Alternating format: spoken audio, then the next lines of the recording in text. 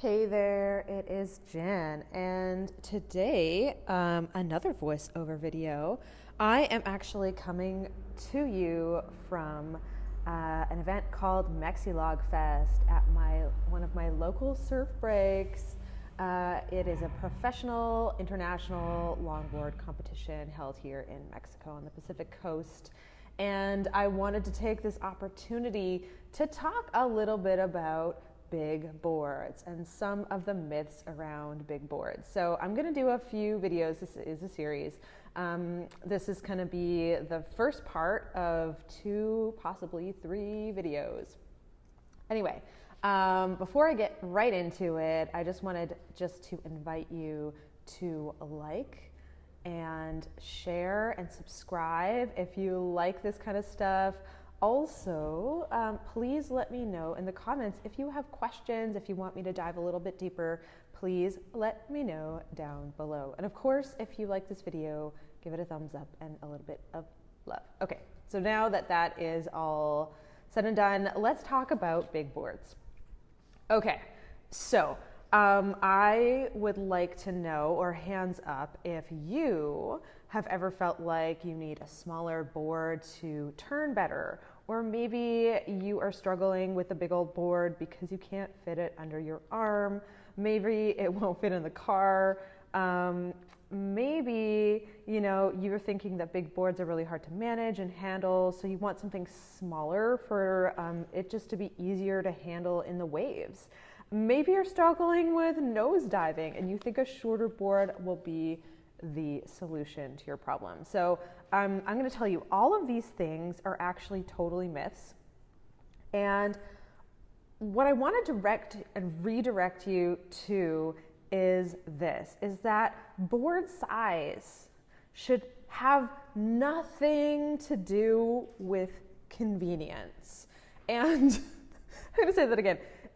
You should never pick a surfboard just because it fits in your car or under your arm better.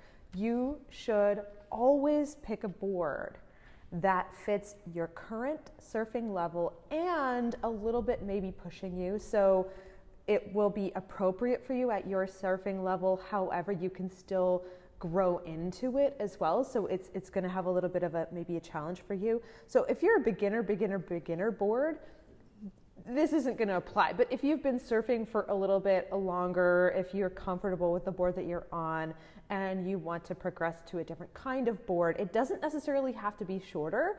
Maybe it's just a different kind of board. Maybe it has a bit of a thinner rail, or maybe you're going from a foam bar board to a harder board with traditional rails and edges. So that might be a big difference for you. And that in itself is a step. So remember, all of these little steps are micro steps. So your current surfing level should dictate what your board is going to be. The other thing that really dictates what your board size should be are the conditions and the area and the type of wave that you normally surf. Now, what I mean by that is it has nothing to do with the size of the waves. It has to do more with the type of wave, the strength of the wave, the speed of the wave, how it breaks. So for example, if you're dealing with really fast, dumpy beach breaks, you're going to probably want a different board than if you're dealing with really nice mellow point breaks. And big tip is, if you are a beginner and all you've got to work with are beach breaks, maybe you're learning in the white water, which is totally fine. There's nothing wrong with that. But guaranteed, you might want to do a little bit of investigation, because you might be able to find another little spot. Maybe it's a little wave, maybe it's not the popular spot where everyone else goes to, but you might find that that is actually a more appropriate wave for learning on for you. So just another little hot tip. I want to talk a little bit about a couple of these different myths and tips that I just talked about. So one is, I need a smaller board to turn better. Here's the thing. Turning a surfboard, it changes and it's different on shorter boards and longer boards. However, the basic principle and fundamentals are the same. So if you are struggling with turning a longboard, I would first ask, do you have all of your fundamentals down? There is a really big difference between not having full control over the board versus having outgrown your board and actually trying to push it to levels of performance that it just wasn't built for. Those are two different things, and usually people fall into the first camp, which is that they're just struggling with managing a big board. So I'm not an advocate. You're going to notice how I'm not going to really put out numbers here. I'm not going to say you need a 9-foot board or an 8-foot board or a 10-foot board. However, there's a couple things you need to consider. You need to consider, again, your ability. You need to consider the types of waves you're surfing. And you also have to consider where you want to go and where you're at right now. And what I mean is, particularly if you're not an intermediate surfer, if you're kind of in that beginner, intermediate, kind of middle ground, do you want to progress to start to learn more longboarding? Or do you really like the style of shortboard and that's kind of the style that suits you better? And just FYI, I surf both longboard and a shortboard. My shortboard's 6 feet, my longboard's a 9.6, and I honestly, for longboards, in my humble opinion, I like them the bigger the better. I'm not a huge person, but I'm not a tiny person either. However, that's another myth that I wanted to talk about. So a lot of times people think, well, if I'm a really small person, I need a smaller board. Yes and no. So for example, you might find my particular 9.6 maybe a little bit too much of a board. However, if you shave off maybe a couple of inches and it has a little bit of a different width and dimension and thickness, it might be just as big of a board, but it's going to feel more comfortable to you. It's going to feel better. And the whole point, and I want to reiterate this again because it's so important, you're choosing a surfboard. Your choice in board size has everything to do with your surf experience.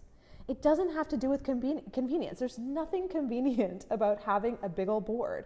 However, the nice thing about having a big old board is you can catch a lot of waves. And the whole purpose of learning how to surf is getting experience, learning how to catch waves, learning how to position yourself. And longer boards actually really, really help you to fine tune things like positioning and reading waves. So I hope that is helpful for you. I'm going to leave it at that for now. The second video, I'm going to talk a little bit about some of the techniques that are commonly used to help to kind of get through some bigger surf with a longboard. But for now, if you guys have any questions, if you want any follow-up, where do you want me to dive deep into? Where are the questions and kind of tricky bits that you get hung up on the most? And leave that stuff in the comments. I would love to hear your own experiences. And again, I would love to hear, like, what's your current board that you're riding? What are your goals? Remembering again that your board size should never be dictated about whether it can fit under your arm or not. There are things like board carriers and straps and a whole bunch of other things that you can get. So if you're having, that's another thing I wanted to add, is if you are having fun on your surfboard and you're catching tons of waves and it's a riot and you're still learning and progressing on the board, but you're just wanting to change size because, well, it's really hard to carry, there are things available in this world just for you. So I would lean more to look out around to see if you can find appropriate, like, board carriers. There are all wonderful ways to actually help adapt to make it possible to work with equipment that can really work for us. And then maybe in the future, we evolve to something else. All right, my dears, I hope you enjoyed this. Again, hit the like if you do, comment below if you have questions, and please do subscribe if you would like to receive more of these fabulous videos. Take care.